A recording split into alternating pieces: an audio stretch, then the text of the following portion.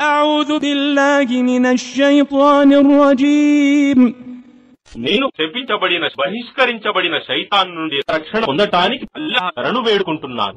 ومن لا يجب داعي الله فليس بمعجز في الأرض وليس له من دونه أولياء أولئك في ضلال مبين. మరియు అల్లాహ్ వైపునకు పిలిచే వానిని అనుసరించని వాడు భూమిలో అల్లాహ్ నుండి తప్పించుకోలేడు, మరియు అతడికి ఆయన తప్ప మరొక సంరక్షకుడు లేడు. అలాంటి వారు స్పష్టంగా మార్గభ్రష్టత్వంలో పడి ఉన్నట్లే.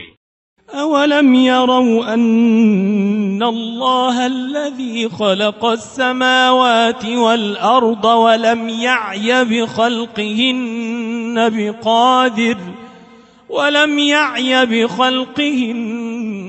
بقادر على أن يحيي الموتى بلى إنه على كل شيء قدير. ఏమి వారికి తెలియదా?